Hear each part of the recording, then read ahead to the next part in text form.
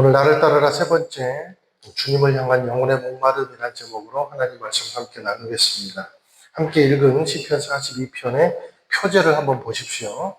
우리말 성경에 보면 표제가 고라의 자손의 마스길 이렇게 적혀 있습니다. 마스길이라는 의미는 교훈 그리고 깨달음 그런 의미를 가지고 있습니다. 고라 자손을 한번 우리가 좀 소개받기를 원하는데요. 고라 자손은 아픔이 있습니다. 고라 자손은 민수기 16장에 보면은 모세와 아론의 건의에 도전을 하면서 반역을 일으킨 자손으로 소개가 되고 있습니다. 그런데 그 반역의 결과가 처참했습니다. 땅이 갈라져가지고 산채로 몰살을 당했습니다. 그 자손이 고라 가문이에요. 우리가 이 광경을 눈으로 직접 목격한 이 아들, 딸들의 손자들의 세대를 한번 상상해 보시기 바랍니다. 얼마나 트라우마가 심했을까 생각해 볼 수 있죠. 아마도 씻을 수 없는 수치심 그리고 패배감이라는 트라우마에 시달렸지 않았을까 생각을 해보게 됩니다. 어제까지 같이 밥 먹었던 우리 부모들이 없어진 거예요. 우리 할아버지, 할머니가 없어진 거예요. 그런데 놀랍습니다. 이 고라 자손의 후예들은 놀랍게도 그들이 겪은 참사를 트라우마로 남겨두지 않았습니다. 오히려 하나님의 공의와 또 그 공의 이면에 흐르는 하나님의 은혜를 발견하게 됩니다. 그리고 자신들의 뼈아픈 과거를 교훈 삼습니다. 그래서 훗날 이 고라의 후대들이 다윗의 시대에 이르러서 그가 왕국을 세우는데 아주 놀라운 공을 세웁니다. 어떤 자손들은 성전 문지기로 역할을 감당합니다. 그리고 어떤 자손들은 하나님을 찬양하는 그 위대한, 요즘 말로 하면 싱어송라이터로 활동하게 되는 그런 자손들이 바로 고라의 후손들입니다. 예를 들면 다윗이 세운 대표적인 찬양대장 3명이 있습니다. 아삽, 헤만, 여두둔 있어요. 근데 이 중에서 헤만이 고라 자손의 14대 후손입니다. 참 훌륭하죠. 그리고 지금 읽으신 시편이 42편이잖아요. 42편하고 43편은 한 묶음이라고 하거든요. 그런데 이제 장수로만 따져도 42편부터 49편까지 84, 85편, 그리고 87, 88편, 무려 11개 또는 12개가 고라 자손이 지은 시입니다. 그러니까 가장 큰 상처를 가진 자들이 가장 깊숙한 곳에서 하나님을 예배하는 그런 사람들이 됐다는 거예요. 놀라운 거죠. 자, 오늘 우리가 인생에서 감당치 못할 시험을 만나서 바닥까지 떨어졌다고 느껴졌을 때 이 고라 자손들의 고백, 이 고라 자손들의 삶이 우리에게 주는 영적 위로와 감동이 있다는 겁니다. 오늘 시편 42편을 통해서 고난을 헤쳐나오는 건강한 방법이 뭘까? 이 아픈 역사를 딛고 일어선 경험이 있는 고라 자손이 우리에게 제시해주는 3가지 교훈을 한번 묵상해 봤으면 좋겠습니다. 첫 번째는 갈증의 본질을 진단해야 된다는 거예요. 우리 1절부터 3절까지 한번 읽어보실게요. 시작. 오 하나님이여, 사슴이 목이 말라 헐떡거리며 시냇물을 찾듯이 내 영혼이 목이 말라 주를 찾습니다. 내 영혼이 하나님을, 살아계신 하나님을 목말라 합니다. 내가 언제 나아가서 하나님을 뵐 수 있겠습니까? 사람들이 밤낮으로 내게 내 하나님이 어디 있느냐 하니 내 눈물이 밤낮으로 내 음식이 됐습니다. 여기 시인이 말하는 이 사슴은 녹음이 우거진 푸른 숲에서 뛰어노는 평화로운 그리고 낭만적인 그런 사슴이 아니에요. 우리도 그 동요 있잖아요. 깊은 산속 옹달샘 누가 와서 먹나요? 새벽에 토끼가 눈 비비고 일어나. 율동도 있잖아요. 세수하러 왔다가 물만 먹고 가죠. 그런 사슴이 아니에요. 여기 나오는 사슴. 토끼에게는 세수하러 왔다가 물만 먹고 가는 그런 옹달샘이 있지만 중동의 건기를 지나야 하는 사슴에게 물은요, 옹달샘은커녕 완전히 이거는 생존 그 자체라는 것입니다. 이 팔레스틴 지역에는 와디라는 건기가 있었어요. 이 와디라는 건기를 만나게 되면 완전히 물이 말라버립니다. 계곡의 물이. 자, 이때 사슴은 필사적으로 마른 계곡 사이를 물을 찾아서 헤맵니다. 그게 1절의 말씀이에요. 목마른 사슴이 신의 물을 찾아 갈급함 같이. 이 장렬하는 태양 아래서 이 사슴의 몸이 이 뛰어다니니까 열이 오를 대로 오르잖아요. 그러면 열이 오르면 목이 마르죠. 완전히 수분이 빠져나가는 느낌이 듭니다. 그 사슴은 맹수처럼 아주 뭐 날카로운 발톱을 가진 것도 아니고 이 이를 가진 것도 아니고 사슴에게 있어서 오직 자신의 무기는 달릴 수 있는 근력밖에 없는 거예요. 그런데 물이 없으면 근력도 빠지는 거죠. 그러면 맹수들의 먹잇감이 되는 겁니다. 그래서 이 사슴들은요, 달리다가 조금이라도 습진 땅을 만나면 거기서 발이 피가 나도록 바닥을 긁습니다. 왜냐하면 물을 찾으려고. 그게 사슴이에요. 그게 중동의 사슴, 건기를 만난 사슴이에요. 아마도 시인이 처한 환경이 4절 이하에 보면 이 사슴과 같은 상황일 거라고 판단이 됩니다. 6절에 보면 요단강 헤르몬산, 곧 미살산이라는 지명이 나와요. 이것은 예루살렘에서 한 수백 킬로 떨어진 최북단, 거의 국경지대입니다. 그러니까 지금 시인이 예배가 풍성했던 예루살렘을 떠나서 유배나 그리고 추방을 당한 것 같은데 자신의 처지가 필사적으로 물을 찾아 헤매는 목마른 사슴과 같다라는 거예요. 사랑하는 여러분, 우리 삶이 팍팍해지고 고통이 찾아왔을 때 마치 이렇게 사슴이 물을 찾는 것처럼 갈등을 풀어보려고 세상이 주는 해가를 찾아 헤매지 않습니까? 돈이 해가를 준다고 믿고, 사람이 해가를 준다고 믿고, 권력이 해가를 준다고 믿고, 이도저도 아니면 내가 지금까지 쌓아온 내 자신의 힘이 나에게 해가를 준다고 믿고 그렇게 물을 들이키고 있지는 않는지요. 그런데 삶의 갈증은 가만히 보면 물질의 문제 같고 육체의 문제 같지만 가만히 그 내면을 들여다보면 영적인 문제가 크다는 거예요. 영혼의 문제가 크다는 거죠. 여러분, 그래서 우리가 현대 문명이 발달하고 또 물질이 풍성해지고 우리 자녀들은요, 뚝딱하면 나오는 세대에 살고 있잖아요.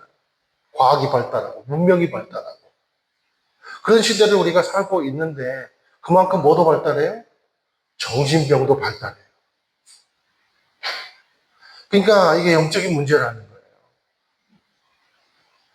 예수님을 따르는 삶은 목마름의 본질을 깨달아 아는 삶이 예수님을 따르는 삶인 줄로 믿습니다. 본질을 알아야 돼요.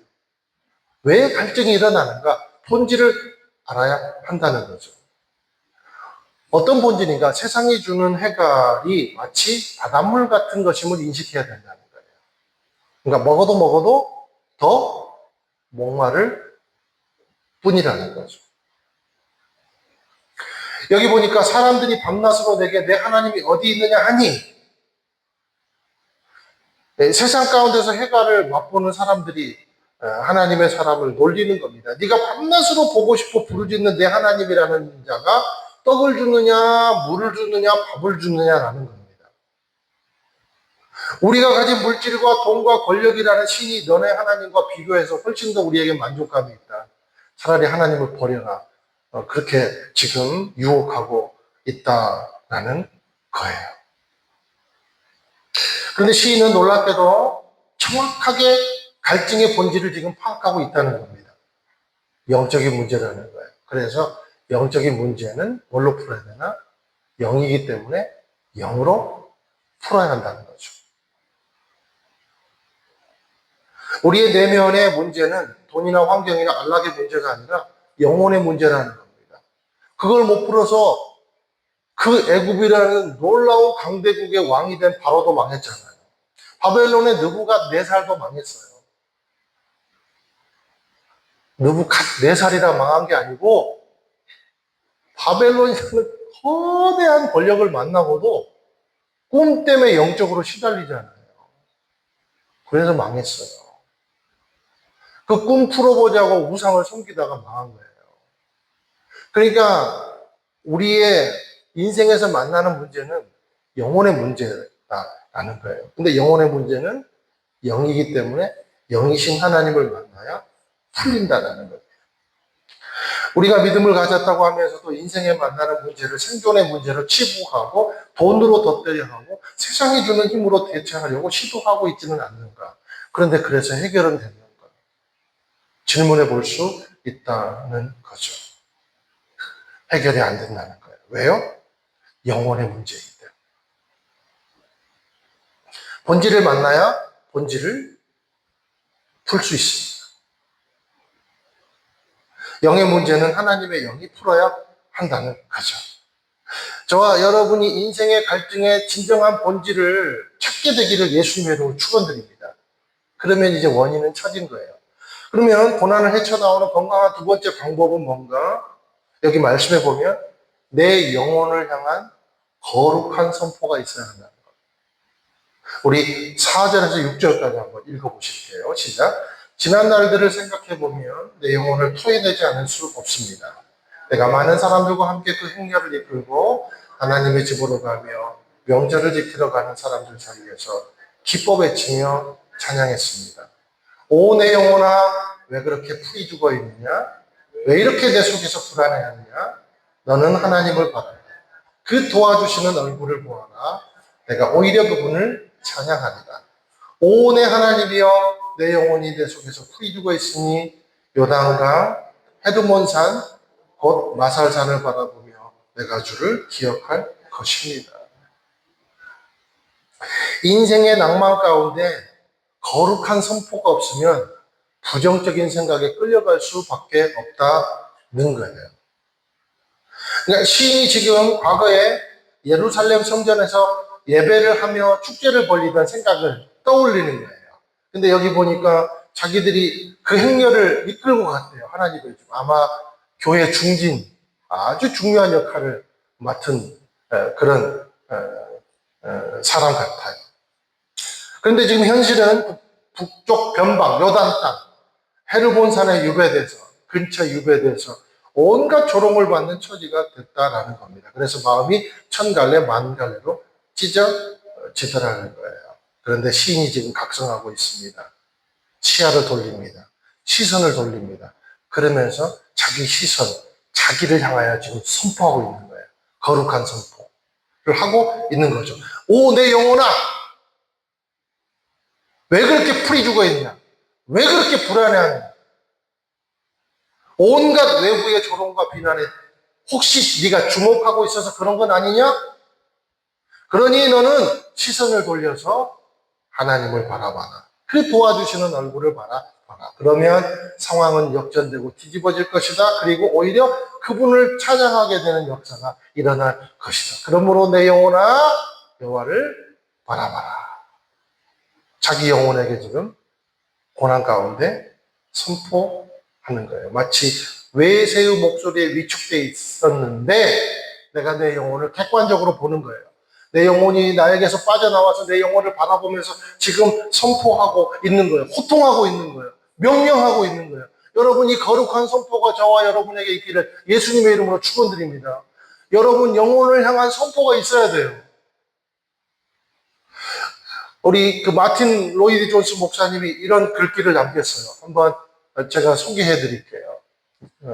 자막으로 나옵니까? 우리가 영적으로 침체되고 불행한 가장 큰 이유는 내 자신에게 설교하지 않고 내 자신의 부정적인 말만 듣고 있기 때문이다. 공감하시죠?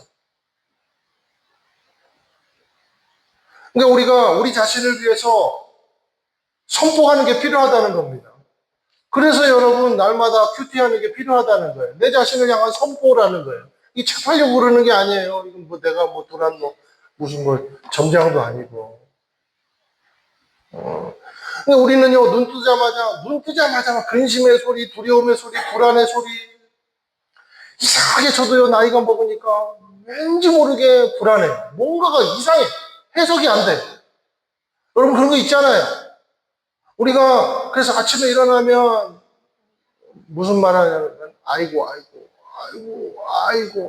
뭐지 영어 공부하는 것도 아니고 아이고 내가 가야 되겠다는 거. 어딜 가요? 어딜 가요?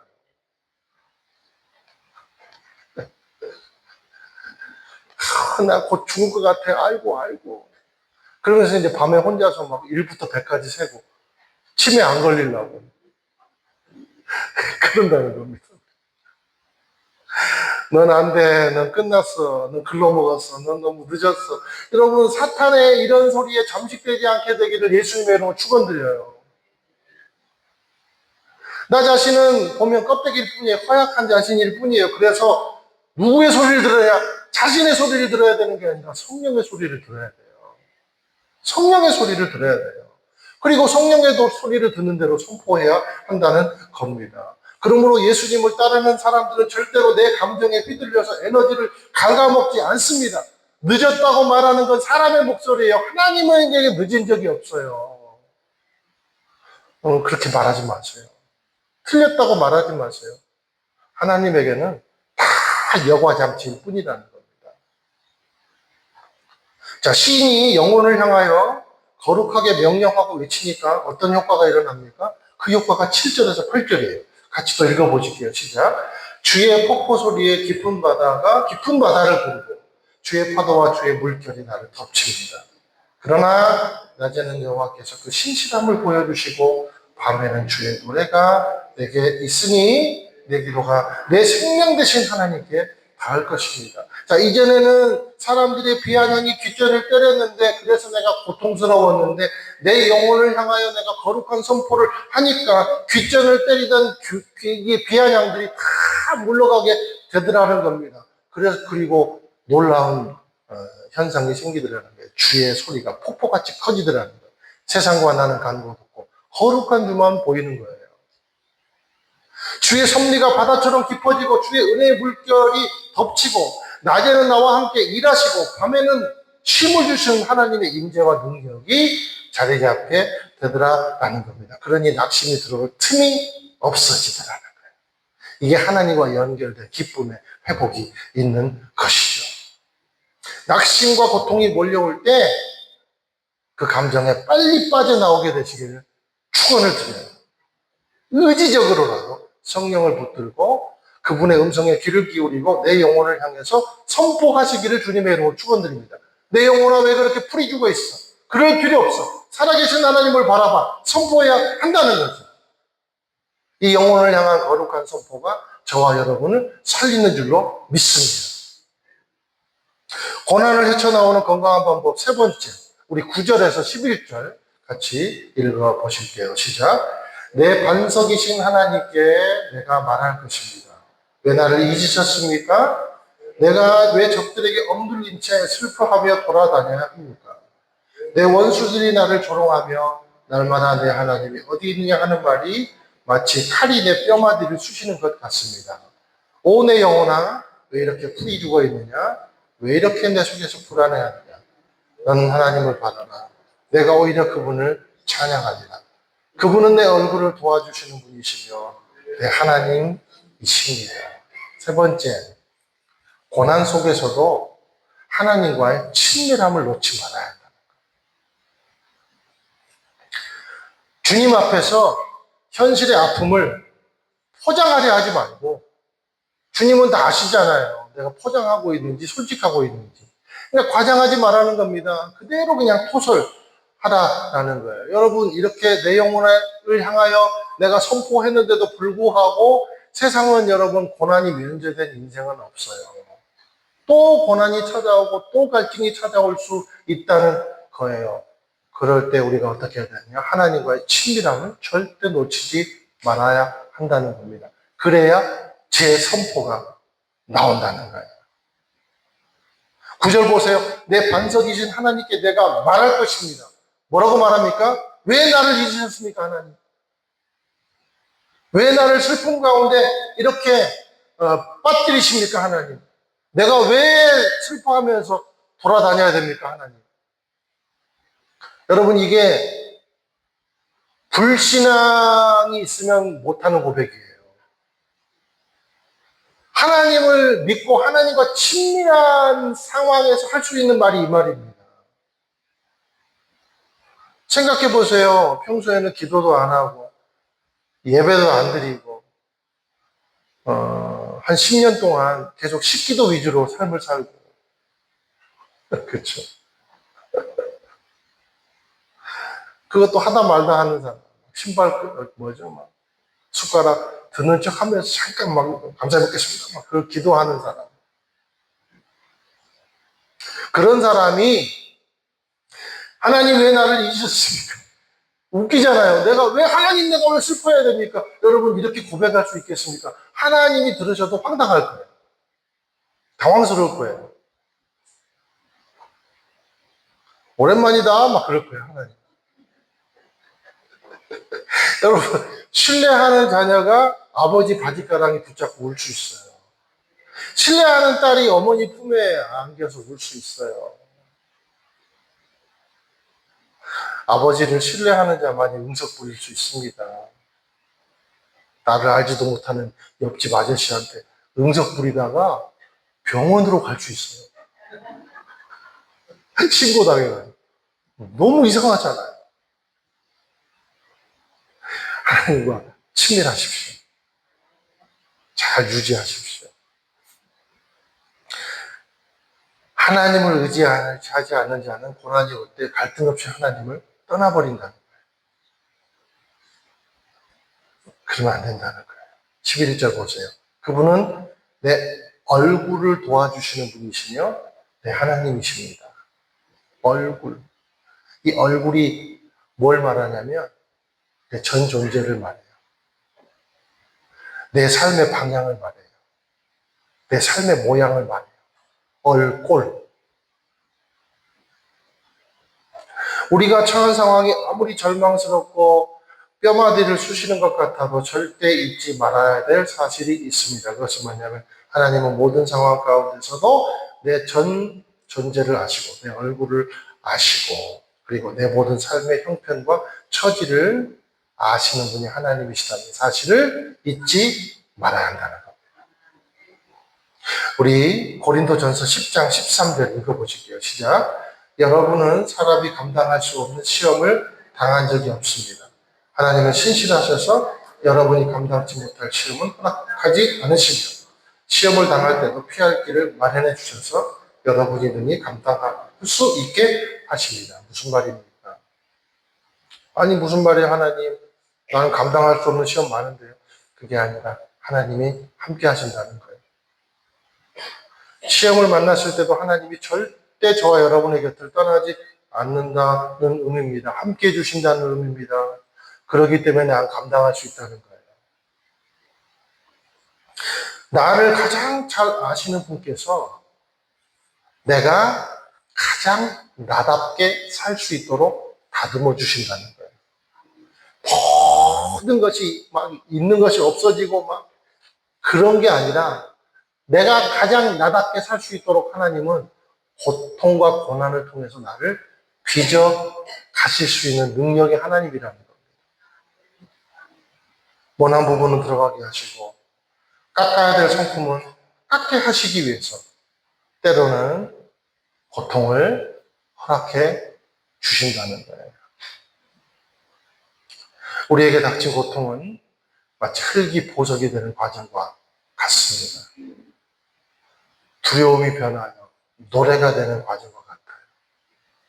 한숨이 변하여 기도가 되는 과정과 같아요. 주님을 따르는 인생은 그러므로 어떤 인생의 이야기도 하나도 버릴 것이 없는 인생이라는 겁니다. 저와 여러분의 인생에서 버리고 싶은 거 있죠? 사실은 그것 때문에 내가 만들어진 거예요. 그래서 하나님 앞에서는요, 버릴 것이 없습니다. 하나님께 소망을 둔 인생은 결코 실패하지 않습니다.